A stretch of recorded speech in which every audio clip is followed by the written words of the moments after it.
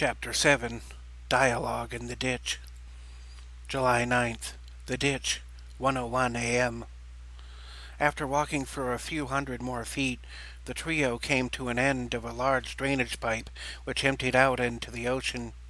At the end of the culvert was an iron gate with both lateral and horizontal bars. Jonas and Rolf retrieved compact torches from their bags and used them to cut through the iron bars. Once a man-sized hole had been cut in the gate, they could rappel down to the rocky shore. Jonas secured a line to the left side of the gate so that they could rappel down without getting directly under the stream of filthy water pouring out. One at a time, each secured himself to the line and made his way down. Rolf and Jonas rappelled down the rope, slipping straight down in short bursts. Once the other two had reached the ground, Connor detached the line and let it drop below. With a swift movement, he leapt off the ledge, and upon falling half the distance, transformed into a bat and fluttered down to just above ground level before reverting back into humanoid form and landing on his feet. On the ground, the large stones were wet with ocean spray and seaweed. Small chunks of flesh and bone from various creatures which had flowed out of the pipe had been dispersed about the rocks by waxing and waning tides. The entire area exuded a stench of decay and death. With his nose crinkled up, Rolf said, "Who the fuck died out here?"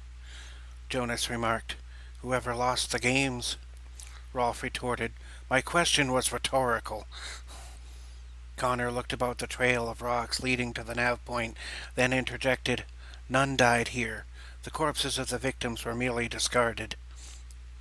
The trio would have to navigate nearly a quarter-mile of slippery and sometimes sharp rocks, littered with debris in places difficult to navigate. They made their way from one rocky surface to another, navigating around holes in the structure, garbage, and partial carcasses. It was a cloudy night, with no stars or moon. Even without the clouds, ash still lingered in the upper atmosphere. As not to draw attention, Jonas and Rolf did not use flashlights, but instead wore their night vision goggles. Connor could see in the dark with vampiric vision, but the ocean also made sufficient sound so that he could close his eyes and navigate by auditory reverberation. This ability allowed him to see past bends in the path for some distance. As the trio made their way to the nav point at the end of the rocks, they conversed about their situation. "Well, at least that demon thing is dead," Rolf said, finding his footing on some slippery rocks. Rolf slipped a bit and may have fallen, but Connor extended a hand and grabbed Rolf by the collar of his coat, stabilizing him. Assisting Rolf over a slick surface, Connor responded to Rolf's assessment. Defeated, yes, but not dead. Jonas, being very dexterous, was slowly but confidently making his way slightly ahead of the other two, and asked, "Not dead? How?" Connor responded to inform, keeping his gaze on the horizon. "Celestial beings are not killed by ordinary means. This creature will be able to reconstitute itself within 3 days." Rolf was making his way carefully around a hole in the rock formation, and as he tightened his grip on a rock to secure his footing, said, "How do you kill it, then?" Connor, seeing Rolf struggle on some of the slippery footing, leapt forward several feet, putting himself into position to intervene if Rolf slipped. Moving back as Rolf made his way around, Connor answered, "A creature such as that can only be permanently slain in its native universe, or stopped by very specific means." Jonas, seeming to have little to no trouble navigating the terrain, asked, "Special means? Like what?" Connor leapt up onto a higher rock to observe the other two, and crouching down, he answered, "Aside from being fully consumed by fire or the rod of time, a celestial creature cannot be killed by physical means in the material universe. It is usually easiest to capture or imprison such a creature." Rolf interjected, "I get fire, but the rod of time?" Connor leapt from the rock to a point of view a few further feet ahead and answered, "A celestial creature may be captured in a crystal phylactery, most preferably diamond. However, If a celestial creature were incapacitated in a way that would be lethal to an ordinary material being, the body may rot while it is inactive. Jonas asked, "How long does that take?"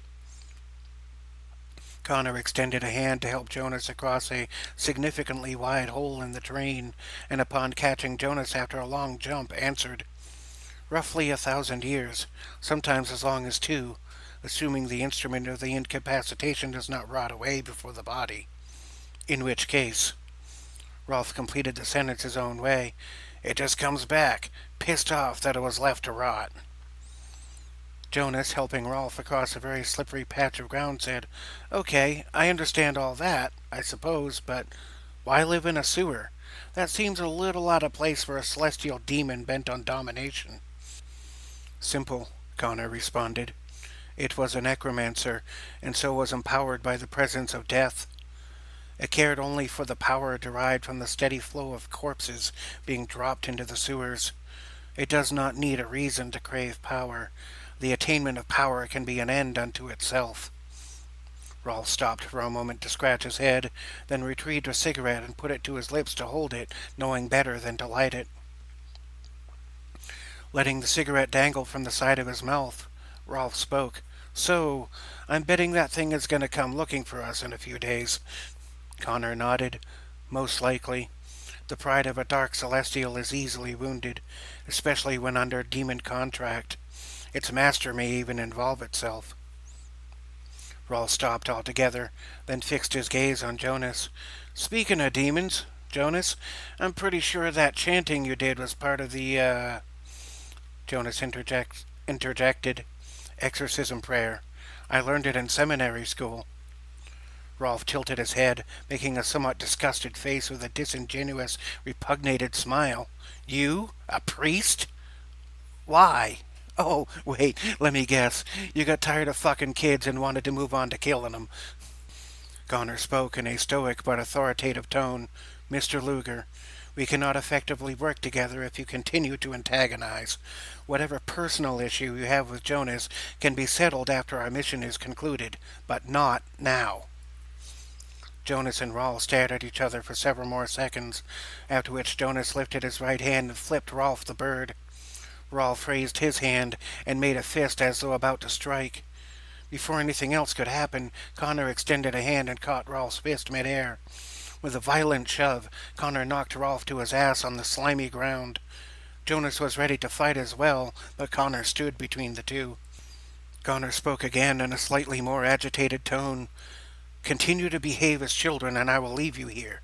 Then you can explain to the General why you were unable to be adults long enough to rescue his cousin from having her organs harvested." Jonas nodded, saying, "Come on, Rolf. You can kill me when this is done." Rolf rose to his feet, making the neck-slicing gesture with his finger along his throat. He said nothing, but looked to Connor and nodded. For the rest of the distance, the trio remained quiet. Rolf kept his attention on navigating the slippery and dangerous terrain. About halfway across, Jonas slipped and got his foot caught between two rocks. Rolf saw this, then ignored it, moving on. Jonas tried to free his foot, but was stuck. Jonas called out quietly in a half-whisper, "Hey, I'm stuck here." Rolf was closer but didn't assist and kept moving. So Connor made his way over and assisted Jonas out of his predicament. A moment later, Rolf stepped onto ground that gave way, making him fall into the hole up to one knee. Rolf grunted in pain as the slip-up had gouged his leg. Jonas walked back to help, but Rolf swatted away his hand. Connor, seeing this, went over to Rolf with unusually heavy steps. Upon reaching Rolf, who rested upon one knee and had one leg in a hole, Connor reached down and grabbed Rolf by the collar of his jacket.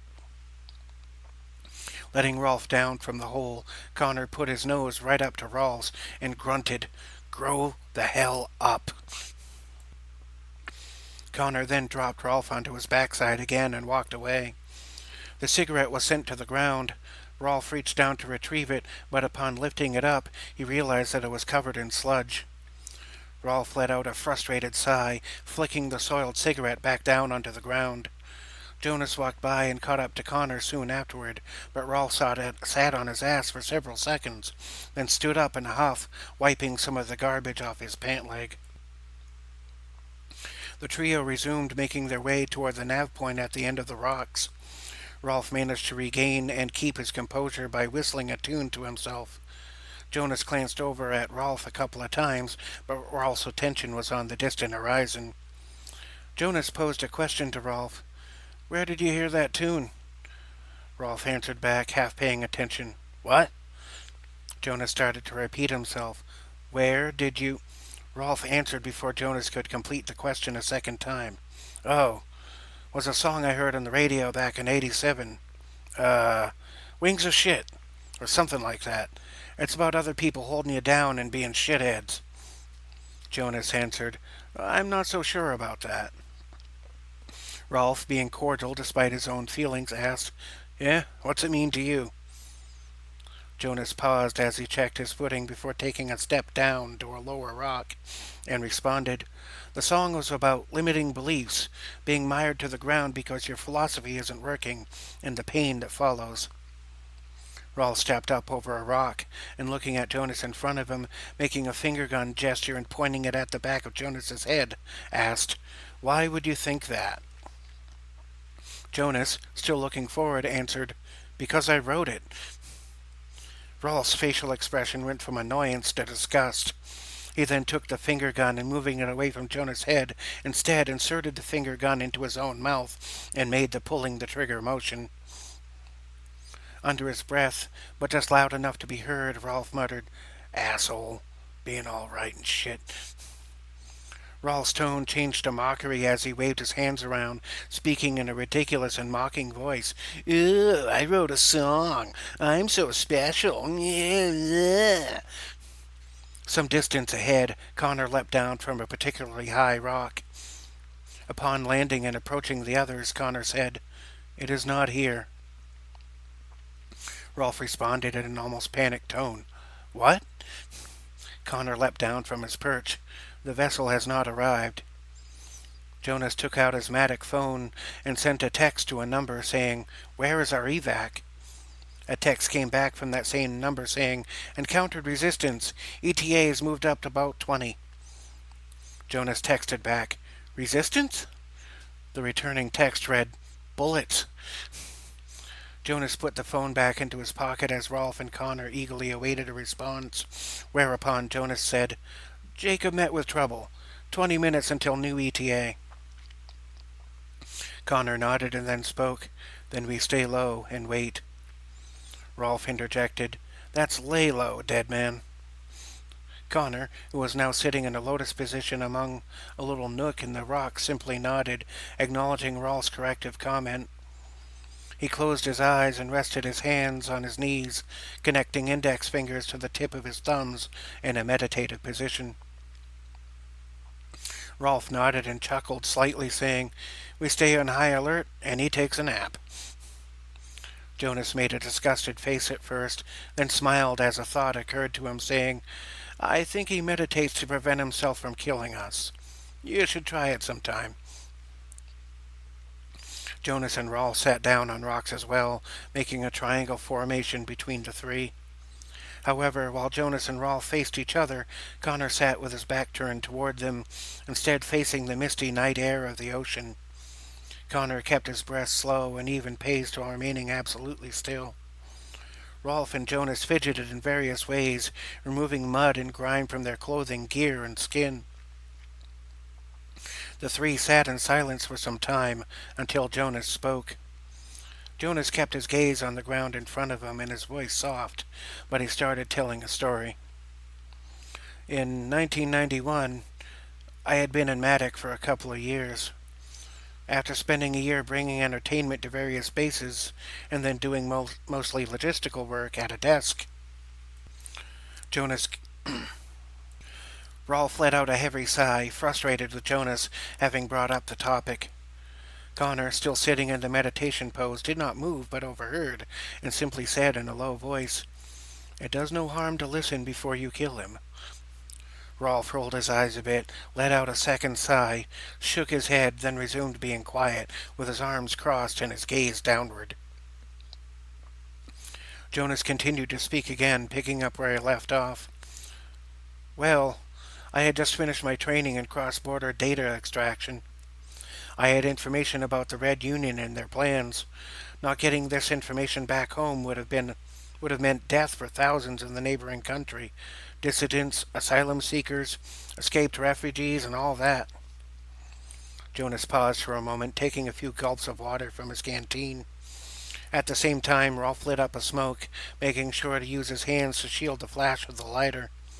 Keeping his head down below some rocks, he took several drags, immediately blowing the smoke down to the ground while keeping the lit ember out of sight.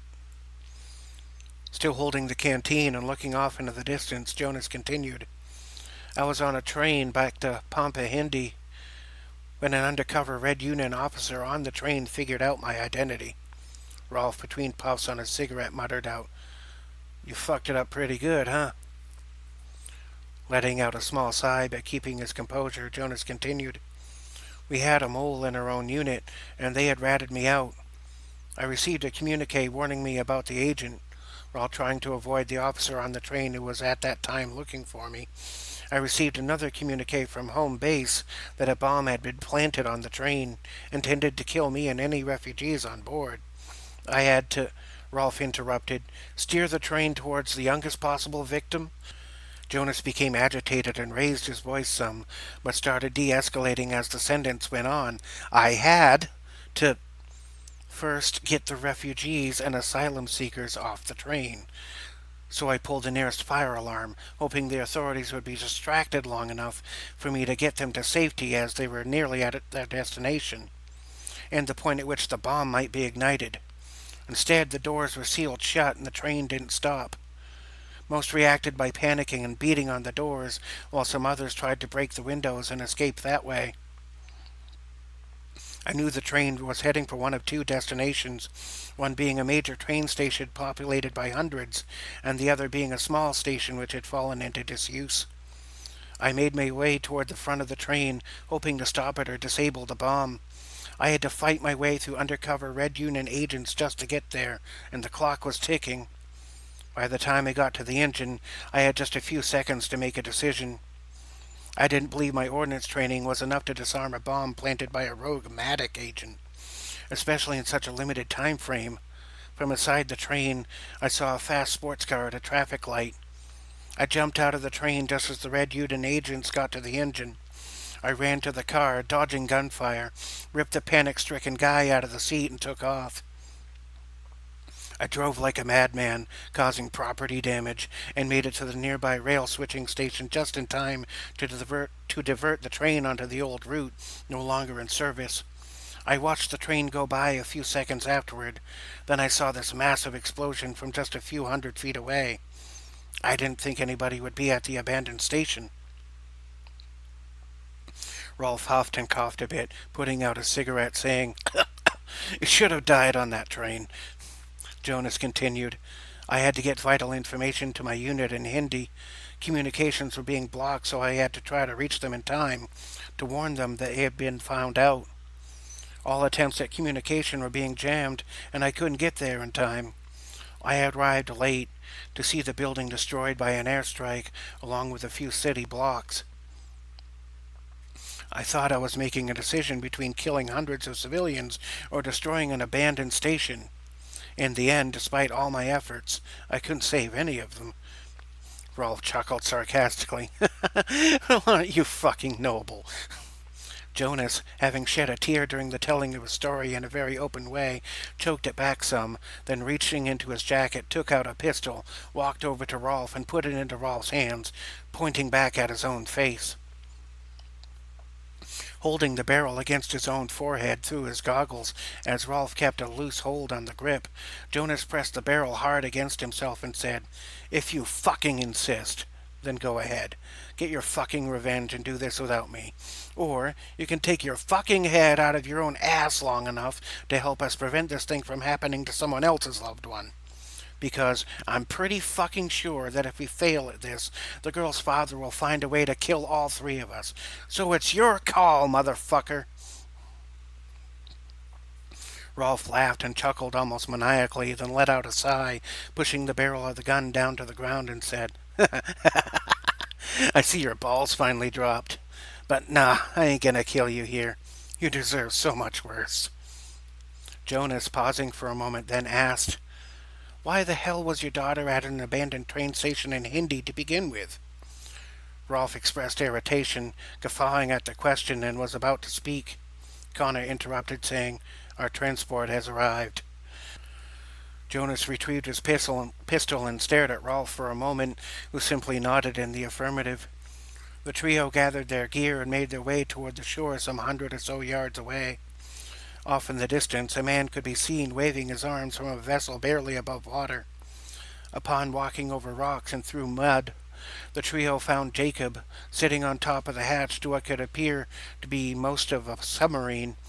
With facial expressions of relief, Jonas and Rolf made their way into the water, where they would have to swim about 80 feet to the vessel, while Connor simply transformed into mist and floated on the breeze to Jacob's position. Connor simply remained in mist form until Rolf and Jonas got to the vessel, then materialized beside Jacob to help Jonas and Rolf climb aboard.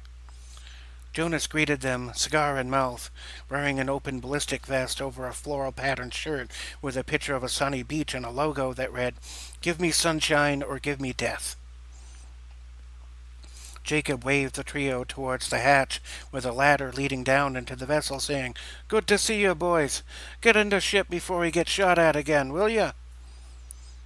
So the four went down the ladder into the submerged vessel, ready to get under way and rescue Emily.